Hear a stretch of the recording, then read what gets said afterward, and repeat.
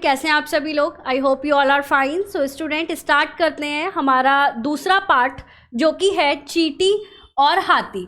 तो बच्चों, ये एक स्टोरी है। चलिए, चींटी और हाथी इन दोनों के बीच में स्टोरी है। चलिए पढ़ते हैं।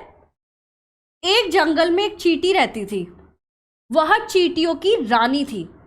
तो जंगल में चींटियां रहती थी और वो जो चींटी थी पर्टिकुलर, वो एक रानी थी उन सभी चींटियों की। वह सुबह होते ही वह अन्य चींटियों के साथ भोजन की तलाश में निकल जाती थी।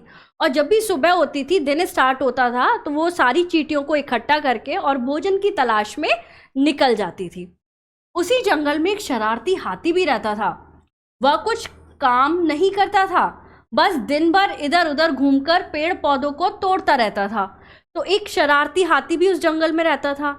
काम धंधा कुछ करता नहीं था, बस ऊधम मचाता रहता था। जैसे शैतान बच्चे बन जाते हैं ना, ऊधम, पढ़ाई लिखाई नहीं करते लेकिन ऊधम मचाते हैं, तो उसी तरीके से वो हाथी था।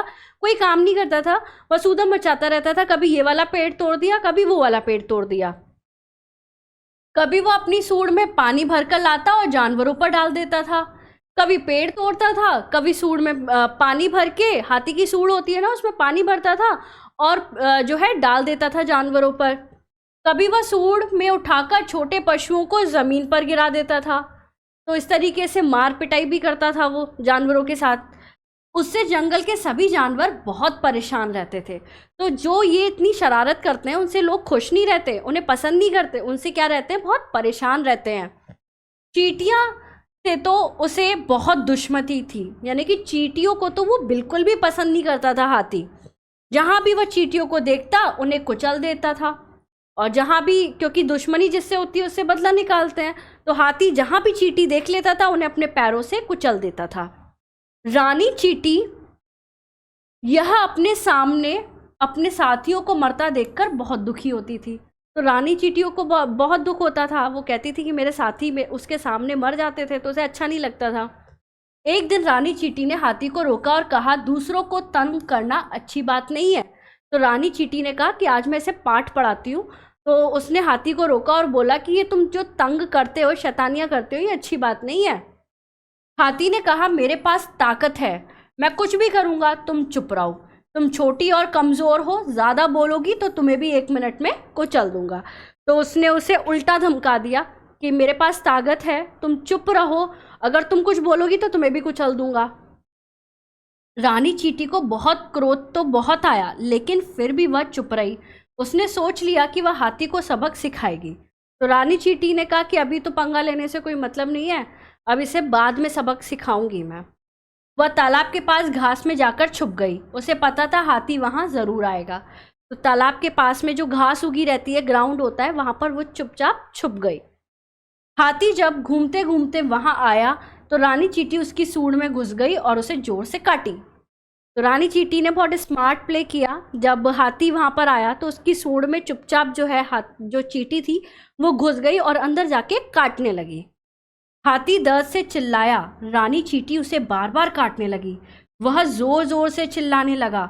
उसने अपनी सूंड को ज़ोर ज़ोर से हिलाया भी, लेकिन रानी चींटी बाहर नहीं निकली। तो जब रानी चींटी काट रही थी उसकी सूंड में, तो उसे बहुत ज़्यादा दर्द हो रहा था, वो चिल्ला रहा था, लेकिन रानी चींटी जो है रुक नहीं रही थी, वो काटती जा रही थी और ना ही बाहर निकल रही थी। वह सूंड में ही बैठकर उसे काटती रही। हाथी बहुत ज़्यादा परेशान हो गया।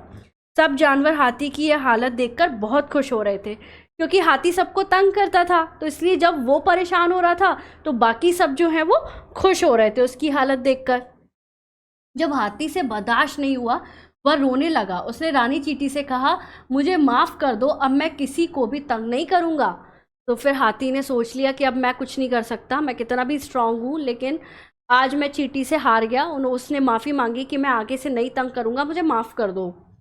रानी चींटी सूंड से बाहर निकल आई और हाथी से बोली, आगे से कभी किसी को छोटा और कमज़ोर मत समझना। तो उसने क्या कहा कि आगे से किसी को छोटा और कमज़ोर मत समझना। हाथी को अपनी गलती का अनुभव हो गया था। उसने चींटी रानी से माफ़ी मांगी। अब हाथी सबके साथ मिलकर रहने लगा। सब खुश थे। सबने रानी चींटी को धन्यवाद किया। तो इस कहानी से बच्चों में क्या शिक्षा मिलती है? इस कहानी से शिक्षा मिलती है कि किसी को भी छोटा या कमज़ोर नहीं समझना चाहिए, क्योंकि जब वो सबक सिखाने पर आएगा तो वो फिर नाक में दम कर देगा, जैसे हाथी की सूंड में चींटी ने घुस के उसकी नाक में दम कर दी थी। तो this is all about this chapter students. मिलेंगे नेक्स्ट वीडियो में। Thank you so much.